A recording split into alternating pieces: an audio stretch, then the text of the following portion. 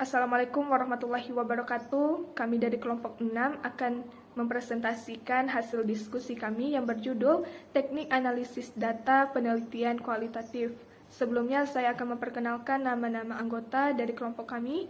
Yang pertama ada saya sendiri, Nurvila. Yang kedua ada Fitri Susanti. Yang ketiga ada Rachel Setiawati. Yang keempat ada Reginata Jenike MHB. Dan yang kelima ada Selvi Misda. Baiklah, langsung saja pada pembahasan video berikut ini. Pembahasan pertama ada teknik analisis data. Analisis adalah proses mencari dan menyusun secara sistematis data yang diperoleh dari hasil wawancara, catatan lapangan, dan dokumentasi. Analisis data terbagi atas dua, yaitu analisis data kualitatif dan kuantitatif. Hal ini dikarenakan jenis data yang berbeda, proses pencarian dan pengolahan data yang berbeda, serta perbedaan hasil yang diinginkan dari dua jenis metode penelitian tersebut. Pada penelitian kuantitatif, peneliti berusaha semaksimal mungkin mendapat hasil berupa produk, sedangkan pada penelitian kualitatif, peneliti lebih fokus pada proses dan analisis data agar data tersebut dapat disajikan dan kesimpulan dapat diambil. Pada penelitian kualitatif, peneliti merupakan instrumen inti karena ialah yang mengumpulkan seluruh data yang dibutuhkan serta mengolahnya menjadi sebuah kesimpulan. Proses analisis data dalam penelitian kualitatif sering dilakukan pada tahap pengumpulan data. Bahkan terkadang peneliti perlu melakukan analisis data pada setiap data yang ditemukannya dan menarik kesimpulan sementara atas data tersebut.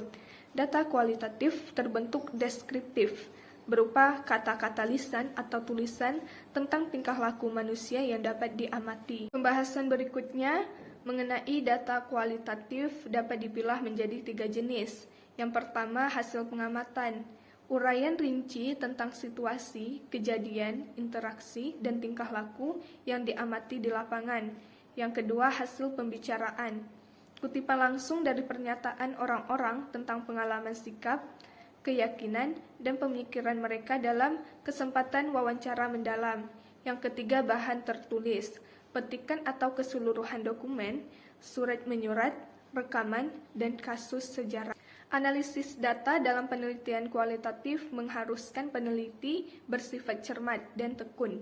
Peneliti harus fokus pada tujuan penelitian dan pengumpulan data yang dibutuhkan. Kemudian barulah peneliti masuk ke tahap selanjutnya dalam penelitian, yaitu analisis data. Penelitian dengan metode ini lebih banyak melakukan pendekatan dan perkenalan kepada subjek penelitiannya, sehingga lebih banyak membutuhkan waktu untuk melakukan pertemuan-pertemuan dengan subjek penelitian. Berdasarkan pendekatan yang digunakan peneliti dengan menggunakan metode kualitatif, apabila penelitian tersebut berupa penelitian pendidikan dan sosial, maka ada 5 metode yang dapat digunakan dalam analisis datanya. Saya Fitri Susanti akan melanjuti materi tentang teknik analisis data penelitian fenomenologi. Fenomenologi merupakan salah satu metode penelitian dalam studi kualitatif. Kata fenomenologi berasal dari bahasa Yunani, yaitu logos, berarti tanpa, dan berarti memperlihatkan. Sedangkan logos berarti kata, ucapan, rasio, pertimbangan. Fenologi secara umum dapat diartikan sebagai kajian terhadap fenomena atau apa-apa yang nampak. Perkembangannya dimulai oleh yang termasuk suatu dasar, tidak terbantah dengan menggunakan metode fenomenologis. Selanjutnya yaitu teknik analisis data penelitian konten analisis. Analisis konten atau isi biasanya tersedia dalam analisis kualitatif. Analisis ini dapat digunakan untuk menganalisis semua bentuk komunikasi, baik surat kabar, berita, radio, atau televisi, maupun semua bahan-bahan dokumentasi yang lain. Hampir semua disiplin ilmu sosial dapat menggunakan analisis isi sebagai metode penelitian.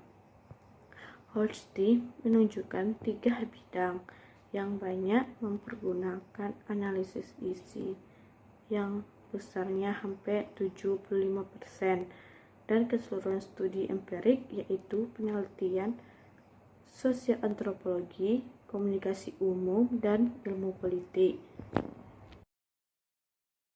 Baiklah, Assalamualaikum warahmatullahi wabarakatuh. Saya adalah pemateri selanjutnya yang akan menjelaskan tentang teknik analisis data penelitian studi kasus. Menurut bahasa Inggris, a case study atau case studies, kata kasus diambil dari kata case yang menggambarkan mengenai kasus, kajian, peristiwa. Sedangkan pada artian case-nya sendiri sangatlah kompleks dan luas. Menurut Unika Prihasanti pada tahun 2018 di halaman kedua, mendefinisikan studi kasus tidak dapat didefinisikan secara tunggal, termasuk dalam ilmu sosial terdapat definisi yang luas dan terbagi menjadi 4 kategori. Teaching case tidak perlu menggambarkan sebuah individu, peristiwa atau proses tertentu secara akurat karena tujuan utamanya untuk meningkatkan pembelajaran. Teaching case dapat berupa ilustrasi dan meskipun berasal dari pengamatan studi kasus yang tidak selalu sesuai dengan metodologi penelitian tertentu. Untuk tujuan pendidikan, Yin mengatakan a case study need not contain a complete or accurate rendition of actual events, rather its purpose is to establish a framework for discussion and debate among students. Yin pada tahun 2002.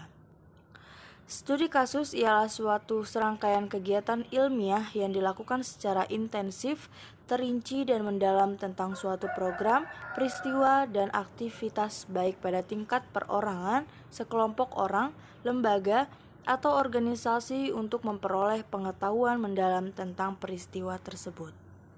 Selanjutnya, analisis data studi kasus. Hal ini merupakan suatu proses dalam menarik data secara terpisah dan menempatkannya kembali secara bersama-sama agar lebih bermakna. 3. Peneliti membentuk pola dan mencari kesepadanan antara 2 atau lebih kategori. Kesepadanan ini dapat dilaksanakan melalui tabel 2x2 yang menunjukkan hubungan antara 2 kategori. Yang keempat, pada akhirnya peneliti mengembangkan generalisasi naturalistik melalui analisis data. Generalisasi ini diambil melalui orang-orang yang dapat belajar dari suatu kasus, apakah kasus mereka sendiri atau menerapkannya pada sebuah populasi kasus. Terima kasih. Lanjutkan teori yang selanjutnya, yaitu teknik analisis data penelitian grounded theory. Teori terdiri dari berbagai keterkaitan masuk akal yang terjadi di antara konsep-konsep dan serangkaian konsep atau masuk akalnya sebuah teori diperkuat melalui sebuah penelitian yang berkelanjutan. Tanpa konsep, maka tidak akan ada proposisi. Dengan demikian, tidak ada pengetahuan ilmiah atau yang secara teoritis bersifat sistematis. Kumulatif yang berdasarkan pada masuk akal, tetapi tanpa proposisi. Metodologi grounded theory dirancang sebagai alat bantu bagi peneliti agar dapat memproduksi teori-teori yang secara konseptual sangat padat, yakni teori yang telah dijajali oleh berbagai macam hubungan konseptual. Hubungan-hubungan tersebut dipaparkan sebagai proposisi-proposisi dan sebagaimana di dalam penelitian kualitatif lain. Ditampilkan diskurtif. Proposisi-proposisi tersebut diartikulasikan secara kontekstual melalui sebuah tulisan yang bersifat konseptual dan deskriptif. Glasser dan Strauss 1967 31 sampai halaman 32. Pengkodean terbuka atau open coding. Pelabelan fenomena. Pelabelan fenomena merupakan langkah awal dalam analisis.